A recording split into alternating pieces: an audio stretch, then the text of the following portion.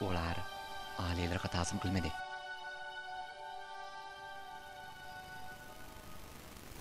Sizlar payg'ambaringlarga ta'zim qilmamsizlar. Hazreti Muhammad bir inson. Biz faqat Allohning huzurida Allohga ta'zim qilamiz. Muhammadning payg'ambarligini isbotlaydigan mo'jizalar nada, Ja'far? Allah payg'ambarlarga turli mo'jizalar ato qilgan bo'lib, bu biz insonlar uchun bir payg'ambarlik ishoratidir. Hazreti Muhammadning mo'jizasi bo'lsa, Qur'oni Karimdir. O bir kitap. O'qishni, yezishni bilmaydigan bir savodsizning to'qib chiqqan rivoyatlarni ilohiy kitob deb atib olishdi. Men mo'jizalarga ishonaman. Allah Hazreti İsa'ga mo'jizalar ato qilgan. Ammo davrimizda uningga o'xshash mo'jizalar yo'q. Men sizlar to'g'riliq ko'p so'zlarni angladim. Hammasi mantiqsiz, quruq gap. Mangla.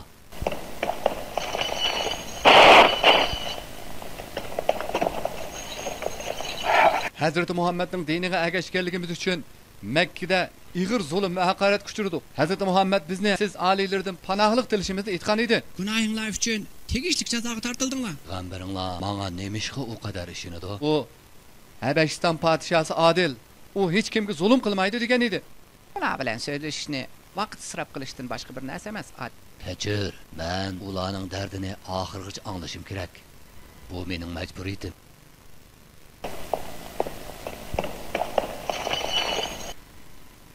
Sözünü davamlaştır.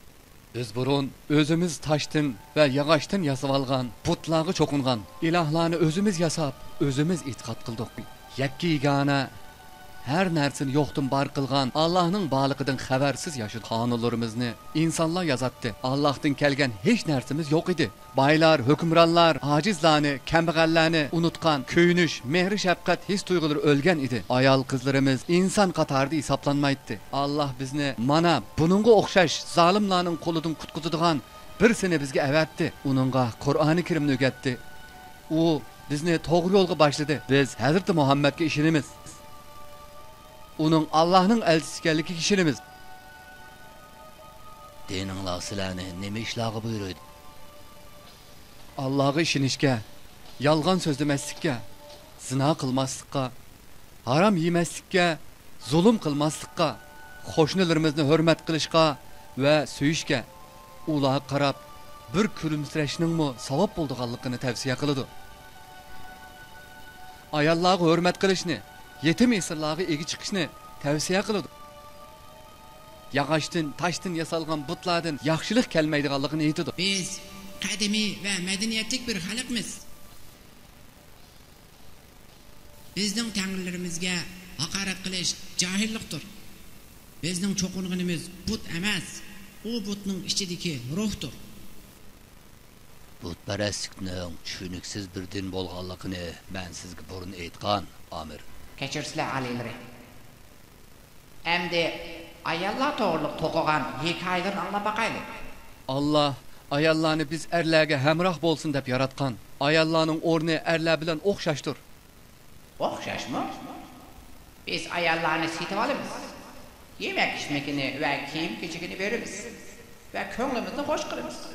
Xohlasak ularni haydab chiqaramiz. Ayollar qanday bo'lib erlar bilan tang bo'lsin? Allah insanlarni bir ayol ve bir erdan yarattı. Amir, seni tuqqan ananga bo'lgan hurmat bütün ayollarga o'rtaq emasmi? Bularning bir yolg'iz ilohidan undaq yaxshi va hikmatli so'zlar chiqqan yerda 160 ilohinglar gachi bo'lib qolganmidi? Allah başka peygamberlerini mi insanlara evetken? Mesela İbrahim, Nuh, Musa ve İsa peygamberler. Anlalar, Allah'ın oğlu emas dedi. Sizlar bu ismlarni kimdan anladinglar? İsa'nın sözleri bilen Muhammed'nin sözleri bir lampadan chiqqan ikki nurga o'xshaydi. Ben Muhammed'ni kichigidan tanıyman. O mal boqadigan bir yetim podsho edi. Sizlar bu ismlarni kimdan anladinglar? Ular Hazreti İsa'ga haqorat qiladi, inkor qiladi. Allah Hazreti Muhammed'ni ahir peygamber kılıp tallab, uni bizlarga avatdi. Ular Hazreti Muhammadni inkor qildi. Qarslar Allohning o'g'li emas deydi. Biz bu ismlarni Qur'oni Karimdan o'rgandik. Diningla Hazreti İsa qanday qaraydi? Manga Hazreti İsa to'g'riliq so'z. Men faqat Hazreti Muhammaddan anglaganlarimni deb beralayman, oliylari. Sizlarning mo'jizanglar Qur'oni Karim Hazreti İsa'ning dunyoga kelishini qanday tushundirdi? Qur'ondan so'zma-so'z takrorlayman.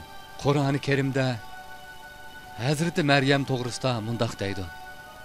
Bismillahirrohmanirrohim. Hazreti Maryam uydan ayrilib, sharq tarafga qarab mangdi.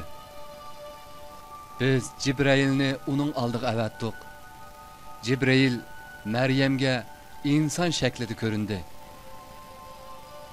Jibrail Hazreti Maryamga "Men Robbing tarafidan sana bir o'g'il farzand ado qilish uchun avartilgan elchiman" dedi. Maryam uningga "Mening qandaqmi balam bo'lsin? Manga hech kishi yaqinlashmagan tursa, men fohisha qilmagan tursam, qandaqmi mening o'g'il balam bo'lsin?" deb javob berdi. Jibrail Allah ashundaq iroda qildi. U qudratimizni ko'rsatadigan dalil va biz tarafdan bo'lgan marhamat qildik. Bu taqdir qilinib bo'lgan ishdir deb javob berdi.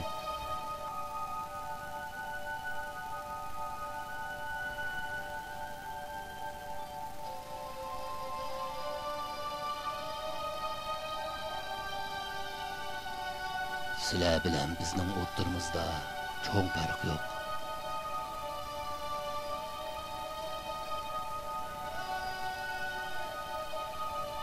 Manga tog'dak oltin bersanglarmi, men ularni sizlarga bermayman. Ular mening himoyamdadir.